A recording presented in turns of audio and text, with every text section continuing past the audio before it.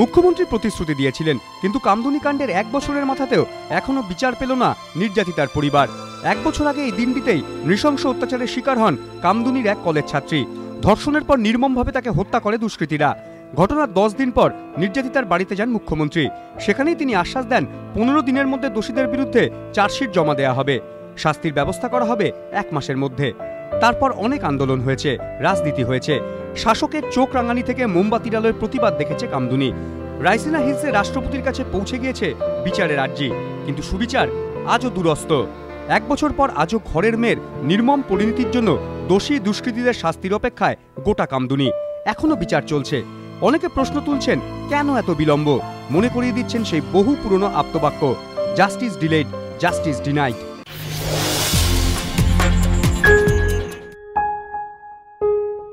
বিষণ্ণ হাওড়ার গায়েন পরিবার।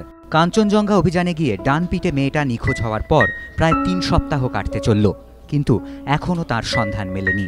এর মাঝেই নেপাল সরকারের তরফে ছন্দার ডেথ সার্টিফিকেট দেওয়া হয়েছে বলে নবান্নে জানালেন তার দাদা জ্যোতির্ময় গায়েন। তার দাবি, পাহাড়ে গিয়ে কেউ 3 দিন নিখোঁজ থাকলেই নেপাল সরকার তাকে মৃত অথবা নিখোঁজ বলে ঘোষণা করে। ছন্দার ডেথ সার্টিফিকেটেও তেমনটাই লেখা রয়েছে। দেহ না পাওয়া গেলেও কাঞ্চনকন্যা যে আর নেই তা এক প্রকার মেনেই নিচ্ছেন ছন্দার দাদা। জ্যোতির্ময় গায়েন আরও জানিয়েছেন, বর্ষা নামায় আপাতত ছন্দার খোঁজে উদ্ধার কাজ বন্ধ। আবহাওয়ার উন্নতি হলে ফের উদ্ধার কাজে সহযোগিতা করবে রাজ্য সরকার।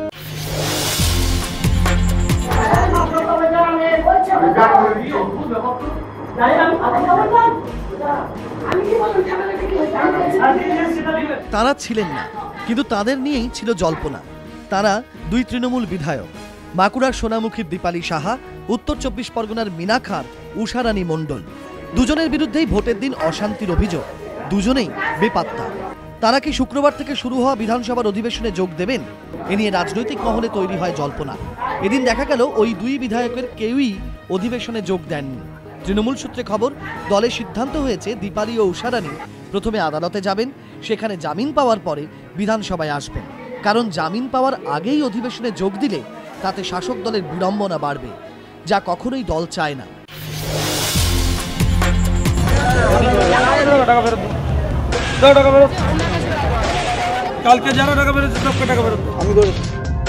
18 ঘন্টার ব্যবধানে 2 ছবি বৃহস্পতিবারই এবিপি আনন্দে সম্প্রচারিত হয়। অনলাইনে ভর্তি হলেও অ্যান্ড্রুজ কলেজে কিভাবে পড়ুয়াদের কাছ থেকে টাকা নিচ্ছে টিএমসিপি। এবিপি আনন্দে এই খবর সম্প্রচারিত হওয়ার পর শোরগোল পড়ে যায়। অস্বস্তিতে পড়ে শাসক দলের ছাত্র সংগঠন। ড্যামেজ কন্ট্রোলে নেমে শুক্রবার তড়িঘড়ি তৃণমূল ছাত্র পরিষদের রাজ্য সভাপতি দীনবন্ধু অ্যান্ড্রুজ কলেজে গিয়ে পড়ুয়াদের থেকে নেওয়া টাকা ফিরিয়ে দেন। 100 টাকা ফেরত দাও, টাকা ফেরত। কালকে যারা টাকা ফেরত সবকে টাকা ফেরত আমি করেছি। আর কথা বলে নিবি, যাদের যাদের দিয়েছে প্রত্যেকটা নিয়ে নিবি। প্রত্যেককে টাকা ফেরত দেওয়া হয়েছে বলে নির্দেশ দিয়েছি। বৃহস্পতিবার ঠিক কি চলছিল দীনবন্ধু অ্যান্ড্রুজ কলেজে? ভর্তি চলছিল অনলাইনে, কিন্তু তা সত্ত্বেও সেখানে টেবিল চেয়ার পেতে হাজির তৃণমূল ছাত্র পরিষদ। এবিপি আনন্দের ক্যামেরায় ধরা পড়ে কিভাবে আবেদনকারী পড়ুয়াদের থেকে টাকা তুলছিল তারা। কার্যত হাতে নাতে ধরা পড়ার পর তৃণমূল ছাত্র পরিষদের কর্মীরা সাফাই দেন, ফর্ম পূরণে পড়ুয়াদের সাহায্যের বিনিময়ে পারিশ্রমিক বাবদ টাকা নেওয়া হচ্ছে। অভিভাবক ও ছাত্রছাত্রীদের কথা থেকে স্পষ্ট কিভাবে টাকা নেওয়া হচ্ছিল তাদের কাছ থেকে। এবিপি আনন্দে এই খবর সম্প্রচারিত হওয়ার পরই টনক নড়ে তৃণমূল ছাত্র পরিষদের। ড্যামেজ কন্ট্রোলের নামে তারা শুক্রবার সকালে কলেজে পৌঁছে আবেদনকারীদের টাকা ফিরিয়ে দেওয়ার ব্যবস্থা করেন সংগঠনের রাজ্য সভাপতি শঙ্কুদেব পণ্ডা। সেই সঙ্গে ভুল স্বীকার করে কড়া ব্যবস্থার আশ্বাস দেন তিনি।